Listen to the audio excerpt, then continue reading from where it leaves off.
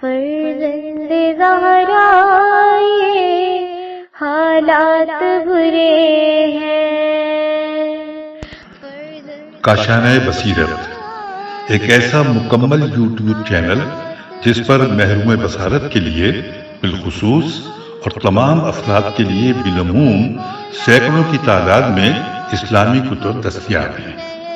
لہذا گزارش ہے کہ آپ اپنی ذمہ داری نبھاتے ہوئے کاشانہ بصیرت کو سبسکرائب کرنے کے ساتھ ساتھ بیل آئیکن کو پریس کیجئے تاکہ آپ علم کے حصول کے ساتھ ساتھ مذہب اہل بیت کی اشاعت میں بھی اہم کردار ادا کرتے رہیں۔ کاشانہ بصیرت۔ فرزند زہرا یہ حالات برے ہیں۔ بسم اللہ الرحمن الرحیم۔ اب ہم کتاب آداب نماز کے پارٹ نمبر 15 کا آغاز صفحہ نمبر 250 سے کر رہے ہیں۔ باب چہارم آداب قرأت کا کچھ ذکر اور بعض اسرار قرأت کا بیان۔ اس باب میں سورہ مبارکہ حمد کی تفسیر ہے اور کچھ سورہ مبارکہ توحید اور سورہ مبارکہ قدر کی تفسیر۔ یہ باب اس رسالے کا عزیز ترین باب ہے اور اس میں چند مصباح ہیں۔ مصباح اول قرآن شریف کی قرأت کے متعلق آداب۔ فصل دوم اجمال اور اشارہ کے طور پر کتاب الہی کے مشتملات اور مقاصد و مطالب کا بیان۔ معلوم رہنا چاہیے کہ یہ کتاب شریف جیسا کہ خود صراحت کی ہے کتاب ہدایت، رہنمائی سلوک، انسانیت، مربی نفوس، شفائے امراض قلبیہ اور نور بخش سیر اللہ ہے۔ وبالجملہ خدا تعالیٰ نے اس کتاب کو اپنے بندوں پر اپنی رحمت وسیع کرنے کی غرض سے اپنے مقام قرب و قدس سے نازل کیا ہے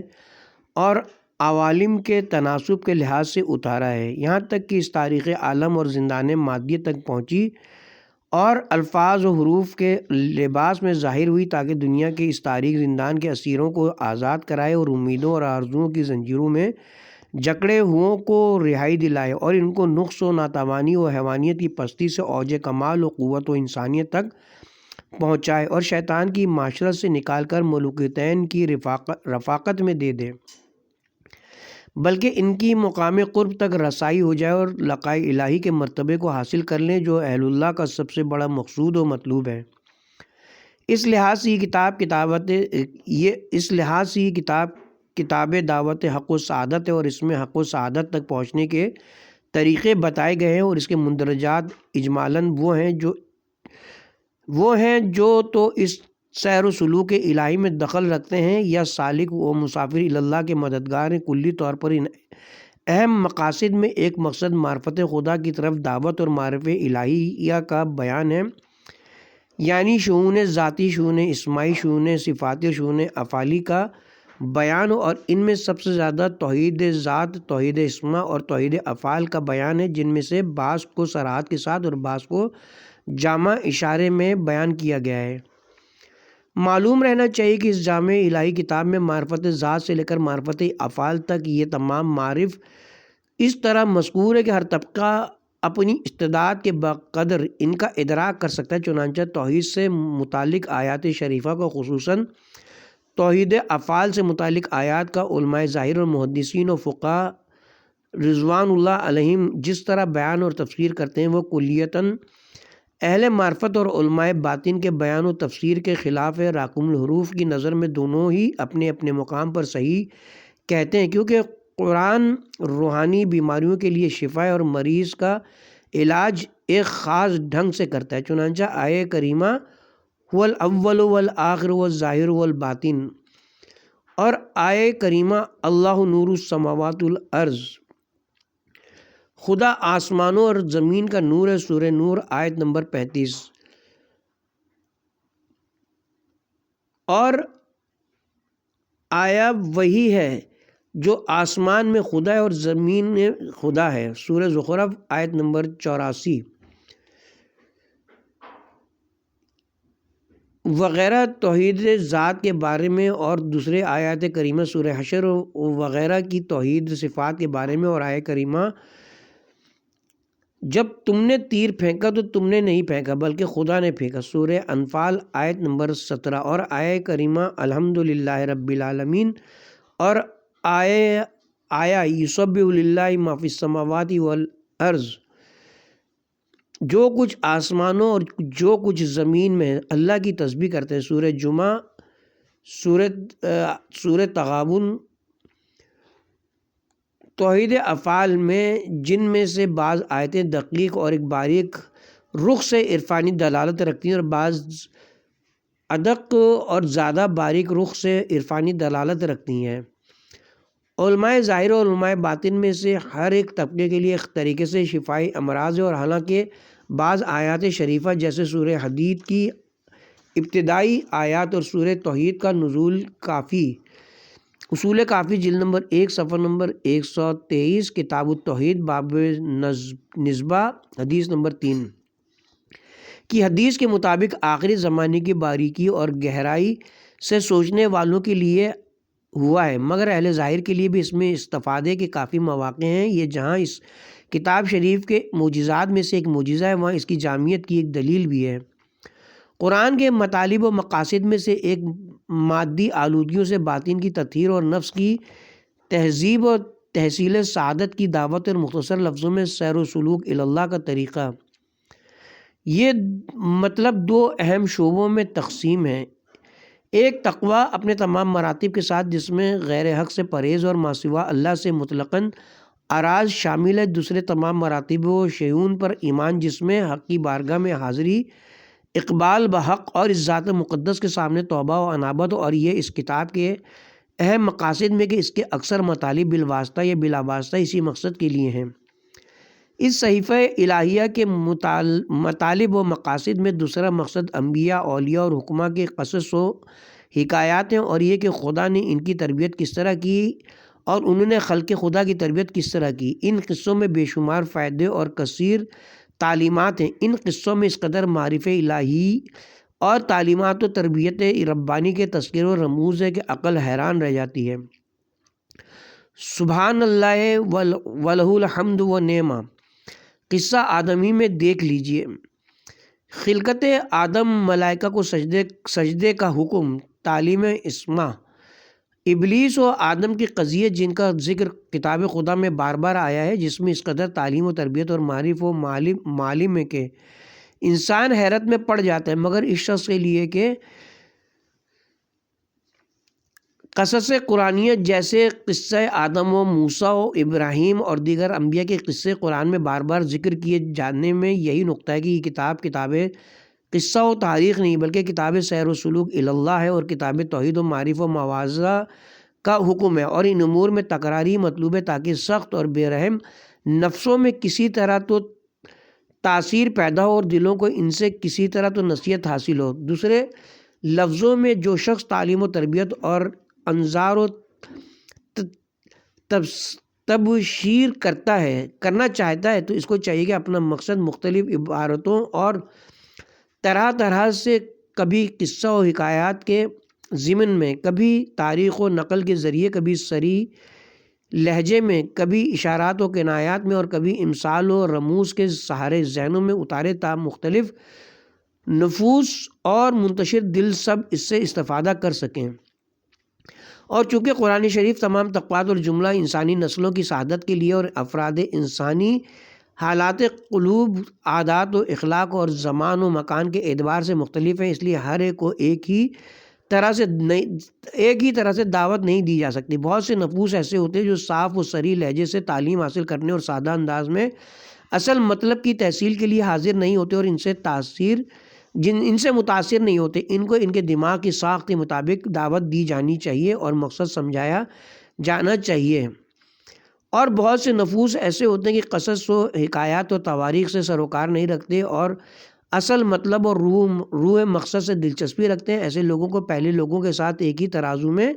نہیں تولنا چاہیے۔ بہت سے دل تخویف و انذار سے مناسبت رکھتے ہیں، بعض قلوب وعدہ و بشارت سے علاقہ رکھتے ہیں۔ انہی وجوہ کی بنا پر کتاب الہی نے مختلف قسموں،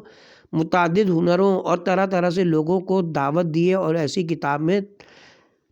اسی کتاب میں تکرار ناگزیر ہے۔ دعوت اور موضع تکرار اور تفنین کے بغیر بلاغت کے دائرے سے خارج ہے، اور اس سے جو کچھ امید باندھی گئی ہے کہ نفوس متاثر ہوں گے بغیر تکرار کے پوری نہیں ہوتی۔ اس خوبی کے ساتھ ہی یہ خوبی بھی ہے کہ اس کتاب شریف میں قضایا ایسے شیریں انداز میں بیان ہوئے کہ ان کی تکرار کسالت اور اکتاہٹ پیدا نہیں کرتی، بلکہ جتنی دفعہ اصل مطلب کی تکرار کرو محسوس ہوتا جاتا ہے کہ جو خصوصیات و لواحق میں اس میں ذکر کیے گئے ہیں اور کہیں نظر نہیں آتے، بلکہ ہر مرتبہ کوئی اہم عرفانی یا اخلاقی نقطہ مورد نظر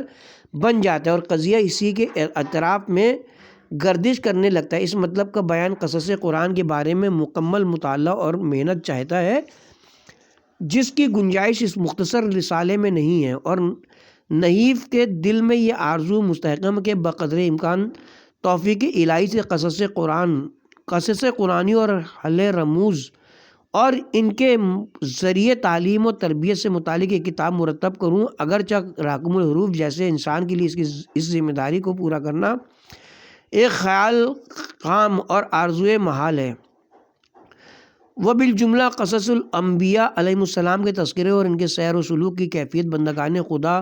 کو ان کی تربیت کے طور طریق، حکم و مواعظ اور ان کے مجادلات حسنہ، معارف اور حکمتوں کے عظیم ابواب اور سعادت و تعلیمات کے بلند دروازے ہیں جو اللہ تعالیٰ نے اپنے بندوں کے لیے کھولے، اور جس طرح اصحاب سلوک و ریاضت کے لیے ان سے بڑا فائدہ اور کافی فیض حاصل ہوتا ہے، دوسرے لوگوں کے لیے بھی بہت کچھ نصیب اور بے حد نفع ہے۔ چنانچہ آیہ کریمہ جب رات ان پر تاریک ہو گئی تو ایک ستارہ نظر آیا، سورہ انعام آیت نمبر 76 سے بطور مثال اہل معرفت ابراہیم علیہ السلام کے سیر و سلوک معنوی کی کیفیت کا ادراک کرتے ہیں اور سلوک اللہ اور سیر الحق کی راہ معلوم کرتے ہیں، اور سیر انفسی اور سلوک معنوی کی حقیقت کو منتہائی ظلمت سے، جس کی تعبیر اس مسلک میں جن الہ اللیل سے کی گئی ہے، انیت و انانیت کو مطلقاً چھوڑ دینے، خودی اور خود پرستی کو ترک کرنے، مقام قدس تک پہنچنے اور محفل انس میں داخل ہونے تک، جس کی طرف اس مسلک میں اشارہ کیا گیا ہے، دریافت کر لیتے ہیں، اور دوسرے لوگ اس سے سیر آفاقی اور اپنی امت کو جناب خلیل اللہ کی تربیت کا طریقہ معلوم کرتے ہیں۔ اس طرح سارے قصص و حکایات جیسے قصہ آدم، ابراہیم، موسیٰ، یوسف، عیسیٰ اور موسیٰ اور خضر کی ملاقات میں سے اہل معرف اور ریاضات اور مجاہدات کے استفادات اور دوسرے لوگوں کے اعتقادات ایک دوسرے سے فرق رکھتے ہیں اور قصص و حکایات ہی میں شامل یہ مستقل مقصد ہیں۔ ذات مقدس کے حکم و مواضع جن کی طرف جہاں جیسا مناسب سمجھا ہے، خود زبان قدرت سے یا زبان معارف الہی اور توحید و تنزیہ سے بندوں کی دعوت دی ہے، جیسے سورہ مبارکہ توحید اور سورہ حشر کے اواخر اور سورہ حدید کے اوائل اور کتاب الہی کے دوسرے مواقع پر اصحاب قلوب اور ارباب سوابق حسنہ کے لیے اس حصے میں بے شمار لطیف و لذیذ باتیں ہیں۔ مثلاً اصحاب معرف آیہ کریمہ سے قرب نافلہ و فریضہ کا استفادہ کرتے ہیں، حالانکہ دوسرے حضرات جسم کے ساتھ نکلنا اور ہجرت کرنا مثلاً مکہ سے مدینہ جانا سمجھتے ہیں، یا تہذیب نفوس اور ریاضات باطنیہ کی دعوت دی ہے، جیسے آیہ شریفہ یقیناً کامیاب ہوا وہ شخص جس نے نفس کا تزکیہ کیا، اور نقصان میں رہا وہ شخص جس نے اس نفس کو تباہ کیا، سورہ شمس آیت نمبر 9 وغیرہ ذالک، اور یہ دعوت عمل صالح دی گئی ہے جیسا کہ معلوم ہے، اور یا ان میں سے ہر ایک کے مقابلے سے ڈرایا گیا ہے۔ اس میں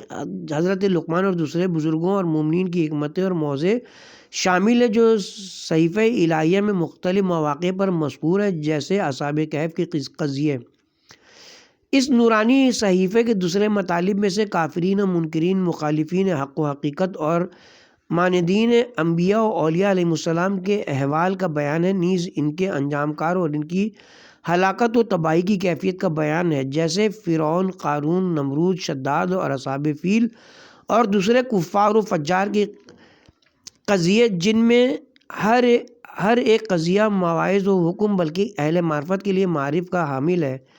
اسی میں ابلیس ملعون کے قضیے شامل ہیں اور اسی میں شامل ہیں یا نہیں ایک مستقل قسم کہہ لیجئے۔ غزوات رسول خدا صلی اللہ علیہ وسلم کی قضیے، ان میں بھی عظیم مطالب ذکر کیے گئے، جن میں سے ایک اصحاب رسول خدا صلی اللہ علیہ وسلم کے مجاہدات کی کیفیت ہے، تاکہ مسلمانوں کو خواب غفلت سے بیدار کیا جائے اور انہیں اللہ کی راہ میں مجاہدات، کلمہ حق کی نفاذ اور باطل کو ختم کرنے کے لیے آمادہ کیا جائے۔ قرآن شریف کے مطالب میں سے ایک اور مطلب شریعت کے ان ظاہری قوانین اور آداب و سنن الہیہ کا بیان ہے۔ اس کتاب نورانی میں جن کے کلیات و مہمات کا ذکر کیا گیا ہے اور اس قسم میں سب سے عمدہ اصول و ضوابط مطالب کی طرف دعوت ہے، جیسے باب الصلاۃ، زکوٰۃ، خمس، حج، صوم، جہاد، نکاح، میراث، قصاص، حدود، تجارت اور ایسے ہی دوسرے ابواب۔ اور یہ قسم یعنی ظاہر شریعت کا علم چونکہ عمومی فائدے رکھتی ہے اور تعمیر دنیا و آخرت کی حیثیت سے تمام طبقات کے لیے وضع کی گئی ہے اور انسانوں کے تمام طبقات مقدور بر اس سے استفادہ کرتے ہیں، اس لحاظ سے کتاب خدا میں اس کی بہت زیادہ دعوت دی گئی ہے اور احادیث و اخبار میں بھی اس کے خصوصیات و تفصیلات کثرت سے بیان ہوئے ہیں اور علماء شریعت کے تصنیفات اس سلسلے میں تمام قسموں سے بیشتر اور بالا تر ہیں۔ قرآن شریف کے مطالب میں سے ایک اور مطلب معاد کے احوال اور اس کے اثبات کے لیے ادلہ و براہین، عذاب و عقاب اور جزا و ثواب کی کیفیت، جنت و نار اور سزا و انعام کی تفصیلات کا بیان ہے۔ اس قسم میں ارباب سعادت کے حالات، اہل معرفت اور مقربین، اہل ریاضت اور سالقین اور اہل عبادت اور سالقین کے درجات کا بیان، اور اسی طرح اہل شقاوت یعنی کفار و محجوبین، منافقین و جاہدین اور اہل معصیت و فاسقین کے حالات و درجات کا ذکر ہے۔ لیکن جو چیزیں زیادہ عمومی فائدہ رکھتی ہیں ان کا ذکر نسبتاً زیادہ اور صریح لہجے میں کیا گیا ہے، اور جو چیزیں کسی خاص طبقے کے لیے مفید ہیں وہ رمز و اشارہ میں بیان کی گئی ہیں، جیسے ورضوان من اللہ اکبر، اللہ کی رضا سب سے بڑی ہے، سورہ توبہ آیت نمبر 72، اور اسی طبقے کے لیے لقاء الہی سے متعلق آیات، اور جیسے بتحقیق وہ لوگ اس روز اپنے پروردگار سے محجوب ہوں گے، سورہ مطففین آیت نمبر 15، دوسرے گروہ کے لیے۔ اور اس قسم میں یعنی معاد اور اللہ کی طرف بازگشت کی تفصیل میں بے شمار معارف اور بہت باریک اور دشوار اسرار مرکوز ہے، جن کی کیفیت پر مطلع ہونا سلوک برہانی یا نور عرفانی کے بغیر ممکن نہیں ہے۔ صحیفہ الہی کے مطالب میں سے ایک ان احتجاجات اور براہین کا طریقہ ہے جو حق تعالیٰ نے مطالب حقہ اور معارف الہیہ پر یا تو خود قائم کیے ہیں، جیسے وجود حق، توحید، تنزیہ، علم و قدرت، اور دوسرے اوصاف کمالیہ پر حجت و برہان کا قیام کے اس قسم میں کبھی دقیق اور باریک ادلہ و براہین ظاہر ہوتے ہیں جن سے اہل معرفت ہی پوری طرح استفادہ کرتے ہیں، جیسے خدا نے گواہی دی کہ اس کے سوا کوئی خدا نہیں، سورہ آل عمران آیت نمبر 18۔ اور کبھی ایسے ادلہ و براہین سامنے آتے ہیں جن سے حکمہ اور اہل علم ایک طرح سے مستفید ہوتے ہیں، جیسے آیہ کریمہ اگر خدا کے علاوہ بھی خدا ہوتے تو زمین و آسمان تباہ ہو جاتے، سورہ انبیاء آیت نمبر 22۔ اور جیسے آیہ مبارکہ اس وقت ہر خدا نے جو کچھ خود پیدا کیا ہوتا اس کی طرف رخ کرتا، سورہ مومنون آیت نمبر 91۔ اور جیسے سورہ حدید کی ابتدائی آیات اور سورہ توحید، یا جیسے معاد اور روحوں کی بازگشت اور دوسرے عالم کی ایجاد اور ملائکہ اللہ و انبیاء کے اثبات پر حجت و برہان کا قیام جو اس کتاب شریف میں مختلف مقامات پر موجود ہیں، یہ خود ذات مقدس کے احتجاجات کے احوال ہوئے، اور اثبات معرف پر انبیاء و اہل دانش نے جو براہین قائم کیے اور حق تعالیٰ نے انہیں نقل کیا ہے، ان میں جناب خلیل اللہ اور دوسروں کے احتجاجات شامل ہیں۔ یہ ہیں کتاب الہی کے اہم مطالب، ورنہ دوسرے متفرق مطالب بھی موجود ہیں جن کو بیان کرنے کے لیے کافی وقت چاہیے۔ صفحہ نمبر 258 258 فصل سوم، ہیڈنگ ہے کتاب شریف سے استفادہ کرنے کی راہ۔ اب جب کہ آپ نے صحیفہ الہیہ کے مقاصد و مطالب کو جان لیا تو ایک خاص اور اہم مطلب نظر میں رکھے ہیں جس کی طرف توجہ رکھنے سے کتاب شریف سے استفادہ کرنے کی راہ آپ پر کھل جائے گی، اور وہ یہ کہ کتاب شریف الہیہ کو تعلیمی نقطہ نظر سے پڑھیے اور اسے ایسی کتاب سمجھیے جو فائدہ پہنچانے اور تعلیم دینے کے لیے اور خود کو سیکھنے اور فائدہ حاصل کرنے کا ذمہ دار بنائیے۔ تعلیم دینے اور سیکھنے اور فائدہ پہنچانے اور فائدہ حاصل کرنے سے ہماری مراد یہ نہیں کہ اس سے ادبیت، نحو اور صرف حاصل کیجیے یا فصاحت و بلاغت اور علم و بیان و بدیع کے نکات یاد کیجیے یا اس کے قصص و حکایات کو تاریخی معلومات اور زمانہ گزشتہ کے لوگوں کی تہذیب و ثقافت سے واقفیت حاصل کیجیے۔ ان میں سے کوئی ایک مقصد بھی قرآن کے مقاصد میں شامل نہیں اور کتاب الہی کے اصل مقصود سے منزلوں دور ہے۔ یہ جو اس عظیم کتاب سے ہم بہت ہی کم فائدہ اٹھاتے ہیں، اس کی وجہ یہی کہ یا تو ہم اس تعلیم و تعلم کے نقطہ نظر سے دیکھتے ہی نہیں، اور زیادہ تر ہم ایسے ہی ہیں، صرف اجر و ثواب کے لیے قرآن کی قرأت و تلاوت کرتے ہیں، لہذا تجوید کے علاوہ قرآن کی کسی رخ کی طرف اعتنا نہیں کرتے ہیں۔ ہم چاہتے ہیں کہ قرآن کو صحیح پڑھیں تاکہ ہمیں ثواب حاصل ہو، اسی حد پر ٹھہرے ہیں اور اسی پر قناعت کیے ہوئے ہیں، لہذا 40 سال قرآن مجید کو پڑھتے ہیں اور تلاوت کے اجر و ثواب کے علاوہ کسی قسم کا فائدہ حاصل نہیں ہوتا۔ اور اگر تعلیم و تعلم کی نظر سے پڑھتے ہیں تو بیان و بدیع کے نکات اور وجوہ اعجاز قرآن، اور ذرا اوپر اٹھے تو تاریخی حیثیت، آیات کی شان نزول، اوقات نزول آیات اور سوروں کا مکی و مدنی ہونا، قرأت کے اختلافات، مفسرین عامہ و خاصہ کے اختلافات اور اسی قسم کے دوسرے عرضی امور سے جو مقصد سے دور اور وہ خود ہی قرآن سے محجوب ہونے اور ذکر الہی سے غفلت کا سبب ہیں، سروکار رکھتے ہیں۔ بلکہ ہمارے بڑے بڑے مفسرین بھی اپنی بہترین کوششیں انہی جہتوں میں سے کسی ایک یا بیشتر جہات پر صرف کر دیتے اور لوگوں کے سامنے تعلیمات کا دروازہ نہیں کھولتے ہیں۔ راقم الحروف کا عقیدہ ہے کہ اب تک قرآن کی تفسیر لکھی ہی نہیں گئی۔ کلی طور پر تفسیر کتاب کے معنی یہ ہوتے ہیں کہ اس کتاب کی مقاصد کی شرح کی جائے اور اس کا اہم نقطہ صاحب نظر ہے کتاب کے مقصود کو بیان کرنا ہو۔ یہ کتاب جو خدا تعالیٰ کی گواہی کے مطابق کتاب ہدایت و تعلیم ہے اور سلوک انسانیت کی راہ کی روشنی ہے، مفسر کو چاہیے کہ اس کے قصص میں سے ہر قصے میں، بلکہ اس کی آیتوں میں سے ہر آیت میں عالم غیب کی طرف جانے کی سمت، سعادت کا رہنما ہونے کی حیثیت اور معرفت و انسانیت کا راستہ چلنا سیکھنے والے کو سمجھائے۔ مفسر تبھی مفسر ہے جب ہمیں مقصد نزول سمجھا رہا ہو، نہ یہ کہ سبب نزول سمجھائے، اس طرح جیسا تفسیروں میں ہے۔ اسی آدم و حوا کے قصے میں اور ابلیس کے ساتھ ان کے قضیوں میں، ان کی تخلیق کے آغاز سے زمین پر آنے تک، جسے اللہ نے بار بار اپنی کتاب میں ذکر کیا ہے، کس قدر معارف و مواعظ پوشیدہ ہے اور ہمیں کس قدر نفس کے مائب، ابلیس کے مقاصد اور ان کی انتہا اور آدمی کے معارف سے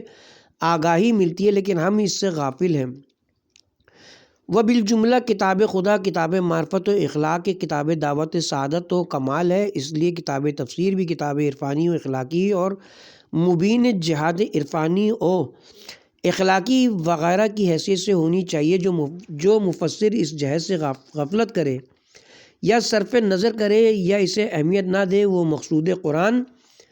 اور انزال کتب و ارسال اور رسول سے غفلت برتتا ہے، اور یہ ایک ایسی غلطی ہے جو صدیوں سے ملت کو قرآن کے فوائد و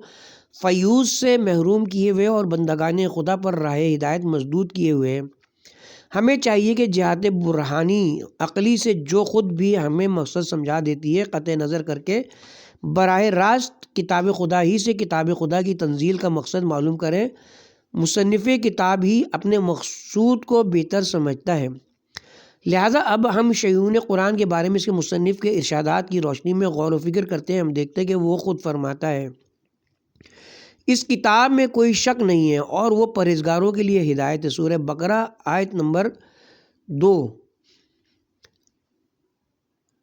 اس کتاب کو کتاب ہدایت کہا ہے۔ ہم دیکھتے ہیں کہ ایک چھوٹے سے سورے میں کئی مرتبہ فرماتا ہم نے قرآن کو یاد دہانی کے لیے آسان بنایا ہے کوئی نصیحت حاصل کرنے والا؟ سورہ قمر آیت نمبر 17۔ ہم دیکھتے ہیں کہ ارشاد ہوتا ہے ہم نے قرآن کو ایک بار تم پر نازل کیا تاکہ تم کچھ صریحاً تدریجاً جو کچھ تدریجاً لوگوں کی طرف بھیجا گیا ہے وہ تم ان کے لیے بیان کرو، شاید وہ لوگ غور کریں۔ سورہ نحل آیت نمبر 44۔ اور فرماتا ہے وہ بابرکت کتاب جو ہم نے تمہاری طرف نازل کی تاکہ اس کی آیات میں تدبر کرے اور صاحبان عقل عبرت حاصل کرے۔ سورہ صاد آیت نمبر 29۔ ان کے علاوہ بھی آیات شریفہ ہیں جن کا ذکر طول کا باعث ہوگا۔ وبالجملہ اس بیان سے ہمارا مقصد تفاسیر کے حدود و اطراف پر تنقید کرنا نہیں ہے، کیونکہ ہر مفسر نے بڑی زحمتیں اٹھائیں اور شدید محنتیں کی ہیں تب ایک کتاب مرتب ہوئی ہے، بلکہ ہمارا مقصد یہ کہ قرآن شریف سے فیض حاصل کرنے کی راہ لوگوں کے لیے کھلے، کیونکہ قرآنی سلوک اللہ، تہذیب نفوس اور آداب و سنن و الہی کو بتانے والی واحد کتاب اور خالق و مخلوق کے درمیان سب سے بڑا رابطہ اور عزت ربوبیت سے تمسک کے لیے عروۃ الوثقی اور حبل المتین مضبوط رسی ہے۔ علماء و مفسرین فارسی و عربی میں تفسیریں لکھی، ان کا مقصد عرفانی و اخلاقی تعلیمات و دستورات مخلوق کے خالق سے رابطے کی کیفیت اور دارالغرور سے دارالسرور اور خلود کی طرف ہجرت کا اس طرح بیان کرنا ہونا چاہیے جس طرح خود کتاب شریف میں ودیت کیا گیا ہے۔ اس عظیم کتاب کو مصنف سکاکی اور شیخ نہیں کہ اس کا مقصد فصاحت و بلاغت کی جہتیں بیان کرنا ہو، سبویہ اور خلیل نہیں کہ اس کا مطمع نظر نحو و صرف کی جہتیں تحریر کرنا ہو، مسعودی اور ابن خلقان نے کہ اطراف تاریخ سے بحث کری۔ یہ کتاب حضرت صلی اللہ علیہ وسلم کا عصائے موسیٰ اور ید بیضا نہیں یا دم عیسیٰ نہیں جو مردوں کو زندہ کیا کرتے تھے کہ خالی معجزہ دکھانے اور تصدیق نبی اکرم صلی اللہ علیہ وسلم کے لیے آئی ہو، بلکہ یہ صحیفہ الہیت دلوں کو علوم و معارف الہیہ کی ابدی زندگی بخشنے کے لیے نازل ہوئی ہے۔ یہ کتاب خدا ہے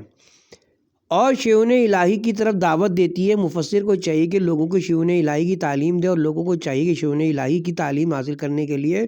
مفسرین کی طرف رجوع کریں تاکہ اس سے فائدہ حاصل ہو۔ ہم قرآن میں سے جو کچھ مومنین کے لیے شفا اور رحمت نازل کرتے ہیں اور اس ظالموں کے لیے نقصان کے علاوہ اور کچھ اضافہ نہیں کرتا۔ سورہ اسراء آیت نمبر 82۔ اس سے بڑا خسارہ کیا ہوگا کہ 30-40 سال ہم کتاب الہی کی تلاوت کریں اور تفاسیر کی طرف رجوع کریں اور کتاب کے مقاصد سے پھر بھی محروم رہیں۔ پروردگارہ، ہم نے اپنے اوپر ظلم کیا اور اگر تو ہم کو نہ بخشے گا اور ہم پر رحم نہ کرے گا تو ہم یہ نقصان اٹھانے والوں میں ہو جائیں گے۔ سورہ اعراف آیت نمبر 23۔ اس کے ساتھ ہی اب ہم یہاں پہ کتاب کے پارٹ نمبر 15 کا اختتام کرتے ہیں اور کتاب کے پارٹ نمبر 16 کا آغاز صفحہ نمبر 262 سے کریں گے۔ فصل چہارم، ہیڈنگ ہوگی موانع استفادہ کو دور کرنا۔